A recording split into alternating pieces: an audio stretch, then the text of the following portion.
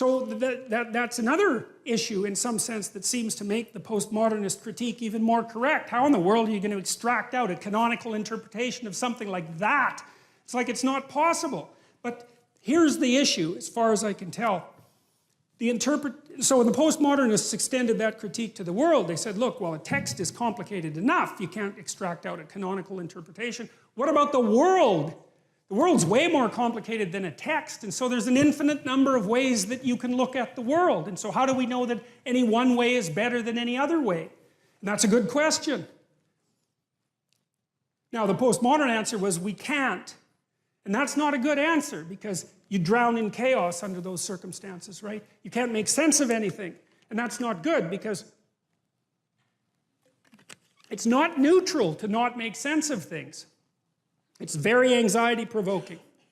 It's very depressing, because if things are so chaotic that you can't get a handle on them, your body defaults into emergency preparation mode, and your heart rate goes up, and your immune system stops working, and like you burn yourself out, you age rapidly, because you're surrounded by nothing you can control. That's an existential crisis, right? It's anxiety-provoking and depressing, very hard on people. And even more than that, it turns out that the way that we're constructed neurophysiologically is that we don't experience any positive emotion unless we have an aim and we can see ourselves progressing towards that aim. It isn't precisely attaining the aim that makes us happy. As you all know, if you've ever attained anything, because as soon as you attain it, then the whole little game ends. Then you have to come up with another game, right? So it's Sisyphus. And that's okay, but it does show that the attainment can't be the thing that drives you, because it collapses the game. That's what happens when you graduate from university. It's like you're king of the mountain for one day, and then you're like surf at Starbucks for the next 5 years, you know? So, yeah. So what happens is that human beings are weird creatures, because we're much more activated by having an aim and moving towards it than we are by attainment. And what that means is you have to have an aim, and that means you have to have an interpretation. And it also means that the nobler the aim, that's one way of thinking about it, the better your life. And that's a really interesting thing to know, because, you know, you've heard ever since you were tiny that you should act like a good person, and you shouldn't lie, for example. And you might think, well, why the hell should I act like a good person, and why not lie? I mean, even a 3-year-old can ask that question, because smart kids learn to lie earlier, by the way.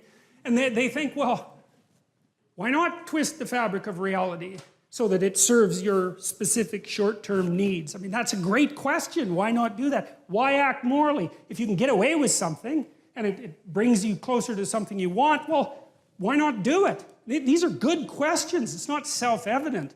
Well, it seems to me tied in with what I just mentioned. It's like, you destabilize yourself and things become chaotic. That's not good. And if you don't have a noble aim, then you have nothing but shallow, trivial pleasures.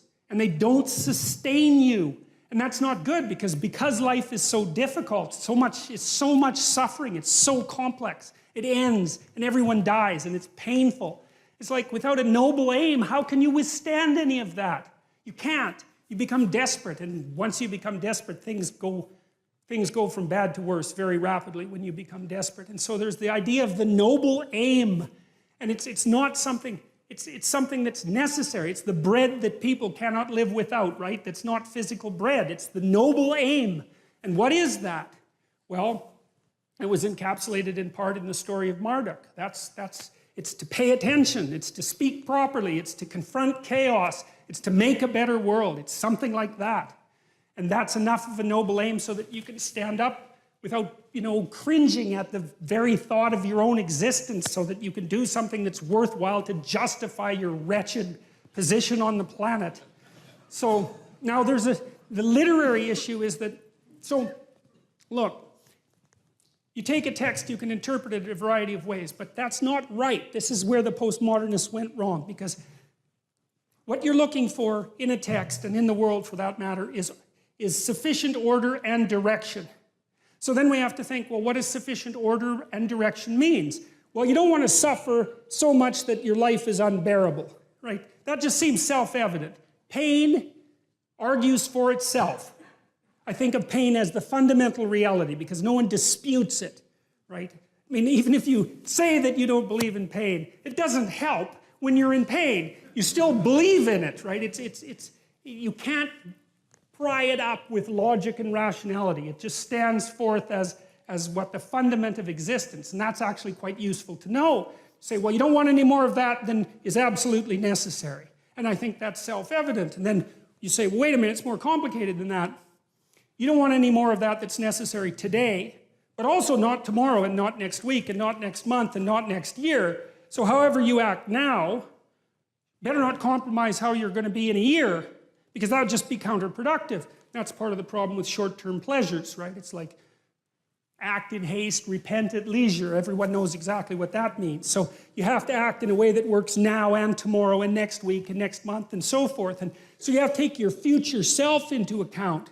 And human beings can do that. And taking your future self into account isn't much different than taking other people into account, right? Because I remember there's this Simpson episode, and Homer downs a quart of mayonnaise and vodka.